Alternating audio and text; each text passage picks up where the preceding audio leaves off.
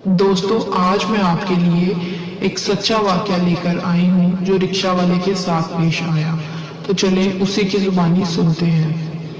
मस्जिद से मगरिब की अजान की आवाज गूंज रही थी और मैं रिक्शे के पास खड़ा किसी मुसाफिर के आने के इंतजार में था। चारों तरफ देख रहा था, मुझे चंद एक मुसाफिर दिखाई दिए, मगर मेरी तरफ आने से पहले ही वो दूसरी गली में मुड़ गए। मैं इन्हें मायूसी से देखता ही रह गया। हर तरफ वीरानी थी और रात धीरे धीरे मजीद गहरी होती जा रही थी। वो सख्त सर्दी का मौसम था, गलियां सुनसान हो चुकी थी, शायद लोग अपने घरों में लिहाफ ओढ़े दुबके पड़े थे। दूर दूर तक खामोशी थी, सन्नाटा, वीरानी थी।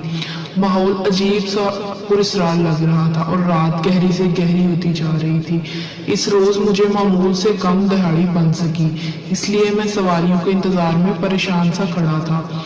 मैं इन्हीं सोचों में उलझा हुआ था कि कदमों की आहट मुझे ख्यालात की दुनिया से खींच लाई। मैंने चौंक कर चारों तरफ देखा तो मुझे दो लड़कियां आती हुई नजर आईं। इनकी मरकज़े निगाह मेरा रिक्शा ही था। एक लड़की छोटी उम्र की थी, जबकि दूसरी की उम्र तकरीबन 20 से 22 के दरमियान थी।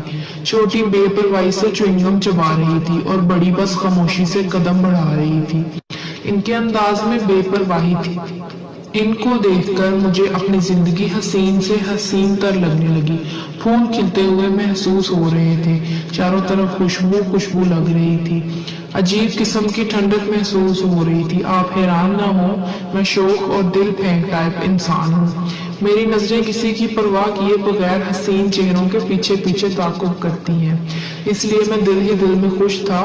दूसरे लम्हे मेरी खुशी हैरानगी में बदल गई। इस कदर शदीद सर्दी में खुले आसमान के नीचे बगैर किसी गर्म कोट वगैरह के इनका चलना मेरे लिए हैरानी का बायस था। मैं हैरान निगाहों से इनको देखता रहा। वो मेरे करीब तर आती जा रही थी और मेरी हैरत थी कि बढ़ती ही जा रही थी। बड़ी नौजवान लड़की की चमकदार आंखों में अजीब सी कशिश थी। वो देखने वाले को असीर कर देने की भरपूर सलाहियत रखती थी। बस मैं इस लम्हे इन आंखों का असीर हो गया। फिर वो बोली, बात सुने, रेलवे स्टेशन चलेंगे? मैं बोला, जी जरूर चलूंगा, मगर 300 रुपये लूंगा। ठीक है, मगर शॉर्टकट रास्ते से चलना ताकि रेलगाड़ी निकल ना जाए। मैं उसकी आवाज पर चौंक उठा। ये आवाज हूबहू छोटी की जैसी थी। मेरे वजूद में सनसनी सी दौड़ गई। मैं बोला, जी बेहतर। फिर वो रिक्शे की अगली सीट पर बैठ गई। खुदा का नाम लेकर मैंने रिक्शा स्टार्ट किया और सड़क पर दौड़ाने लगा। वो दोनों साए की तरह खामोश बैठी रही। बाहर तारीकी इतनी ज्यादा थी कि रिक्शे की हेडलाइट्स भी कमजोर पड़ रही थी। जाने क्यों वो खामोशी से बाहर एक सिमत मुसलसल घूर रही थी। मुझे अंदर ही अंदर खौफ महसूस हो रहा था। दिल की धड़कन बहुत तेज होने लगी थी। सफर जारी था। बाहर गजब की सर्दी थी। हर सू धुंध और वीरानी का राज था। दूर दूर तक सड़क खाली और सुनसान दिखाई दे रही थी। मेरे दिमाग में अजीब अजीब से ख्यालात गर्दिश करने लगे। बाहर गजब की सर्दी थी, मगर इन पर सर्दी का जरा भी असर दिखाई नहीं दे रहा था। छोटी बोली, आपका नाम जहीर है ना? मैं उसके मुंह से अपना नाम सुनकर काम कर रह गया। अपने आप को बड़ी मुश्किल से संभालते हुए मैंने रिक्शे पर काबू पा लिया, वरना कोई हादसा यकीनी था। आपको मेरा नाम कैसे मालूम हुआ? वो बोली, आप तो डर गए। उसका कहकहा बेइंतहा डरावना था। ये रहा आपका नाम। उसने शीशे की तरफ इशारा करते हुए कहा, जहां मेरा नाम जहीर लिखा हुआ था। इसके बाद इसकी जुबान को जैसे पर लग गए। वो मुसलसल बातें करने लगी, मेरे साथ यूं बातें कर रही थी जैसे बरसों से मुझे जानती हो। छोटी बेइंतहा बातूनी मालूम हुई और दूसरी यूं चुपचाप बैठी थी जैसे ना बोलने की कसम खाई हो। मैं समझ गया कि कुछ ना कुछ गड़बड़ जरूर है। वो लड़की मेरा दिमाग खराब किए जा रही थी। मैं चाहने लगा कि वो मजीद कुछ ना बोले और हम फौरी रेलवे स्टेशन पहुंच जाए, मगर मंजिल तवील से तवील तर होती जा रही थी। एक एक लम्हा सदियों के बराबर लग रहा था।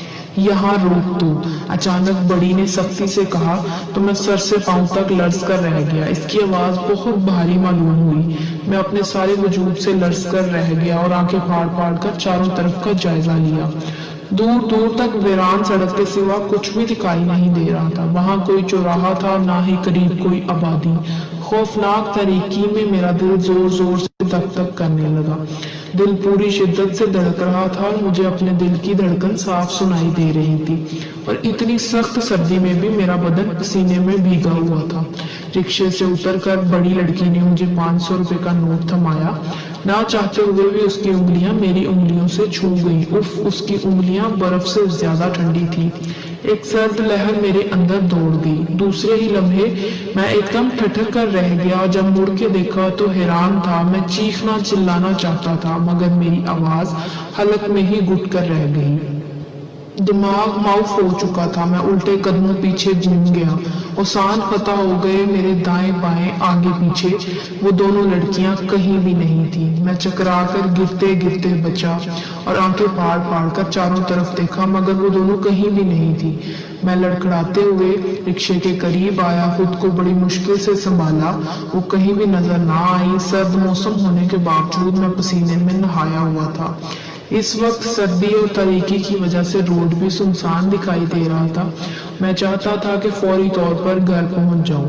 वो रात मेरी जिंदगी की खौफनाक तरीन रात थी। जब भी आंख लगती मैं ख्वाब में उनको ही देखता और हड़बड़ाकर उठ बैठता। सोते जागते करवटें बदल बदल कर थक सा गया।